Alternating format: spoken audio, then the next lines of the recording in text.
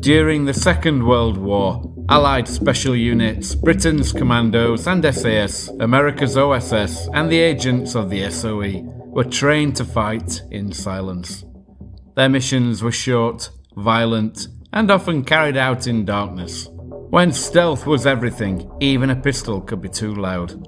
They turned instead to a strange collection of weapons, knives, blackjacks, garrottes, and even crossbows, designed for the split second between surprise and sound. This is the story of those hidden tools of World War II close combat, the secret arsenal of the men who killed quietly.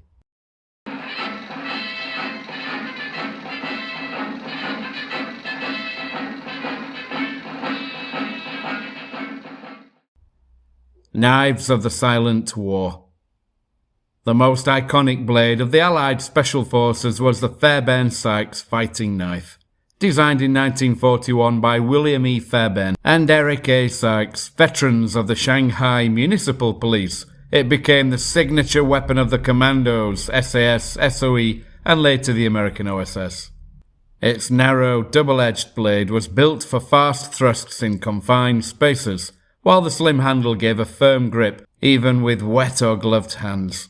Fairbairn's doctrine, set out in Get Tough 1942, emphasised speed, precision and finishing the opponent. Quote, "In close quarters fighting, there is no more deadly weapon than the knife." Alongside the dagger came the smatchet, a short, broad-bladed chopping weapon halfway between a machete and a cleaver. Fairbairn praised its balance and killing power, and the OSS adopted smatchet-style blades for agents across Europe and Asia. Saps, blackjacks, and the silent blow. A less glamorous but demonstrably issued class of weapon was the sap, blackjack, or cosh, short, weighted clubs, often spring-loaded, compact enough to conceal and devastating at close range.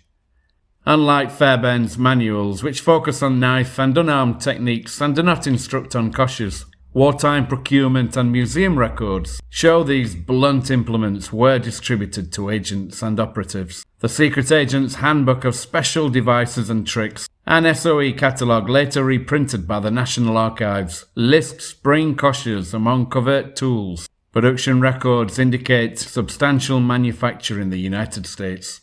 The Imperial War Museum holds a spring cosh associated with Billy Moss's role in the abduction of the German General Kreipe. Moss's account in Ill Met by Moonlight describes him knocking out the driver of Kreipe's car with a cosh. These concrete traces, catalogue listings, production orders and surviving objects place the sap, blackjack and spring cosh firmly within the material culture of SOE OSS operations. Although Fairbairn and Sykes trained agents in unarmed and knife fighting, their emphasis on speed, aggression and disabling blows shaped all close quarters methods.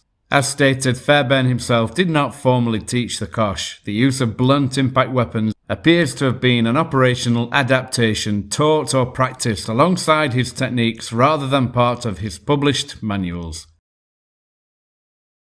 The garrotte and other silent killers. At the darker end of the arsenal was the garrotte, a length of cord or piano wire used for strangulation. A clear technical description appears in specialist arms literature. The Mark I garrotte, as used by the OSS, is a 24-inch long strand of piano wire attached to two 2.5-inch steel handles that fit neatly into a small cloth pouch. Small Arms Review. Instructors from the SOE and OSS demonstrated its use in training, but surviving field records of operational employment are sparse. The garrotte exists in the reference lists and museum collections, even if confirmed combat instances are few. The Allies also explored mechanical silence. In early 1943, the OSS developed the Little Joe crossbow, a compact folding device intended to fire short steel bolts for quiet sentry elimination. Bolts shot from this achieved a velocity of around 170 feet per second and were capable of 6-inch groups at 20 yards. Although prototypes were built and units issued for trial, there's no verified record of their deployment in actual combat. Post-war studies conclude the concept remained marginal compared with suppressed firearms. One British officer, Lieutenant Colonel John Mad Jack Churchill, took unconventional weaponry further, carrying a broadsword and longbow into action, and is reputed to have scored a longbow kill in 1940 in France before later serving with commando units. Stealth firearms. Alongside edged and blunt weapons, SOE and OSS labs produced disguisable and highly specialised firearms.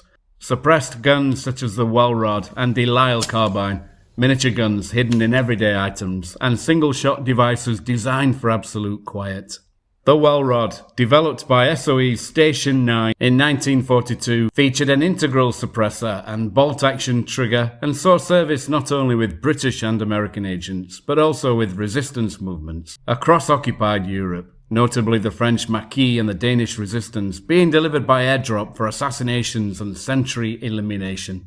The Delisle carbine was a bespoke, integrally suppressed bolt-action built on a shortened Lee Enfield action and chambered for 45 ACP, fed from modified 1911 magazines.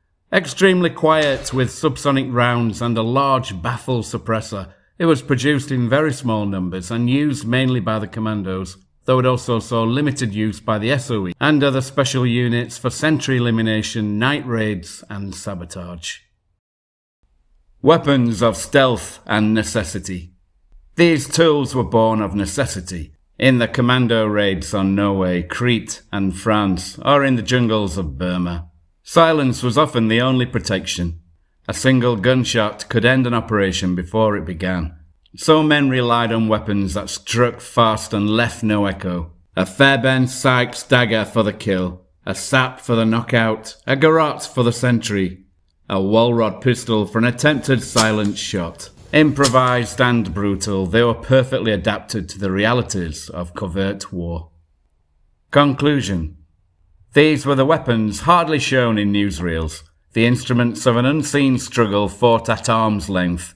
Documentary records, procurement lists and surviving objects, from Tim's spring production sheets to the Imperial War Museum's cosh, confirm many of these items were real and in circulation, even if some experimental devices left little trace of actual use. For the Commandos, the SAS, SOE and OSS, victory sometimes depended not on firepower, but on silence. If you enjoyed this episode, please consider liking, commenting and subscribing. Until next time.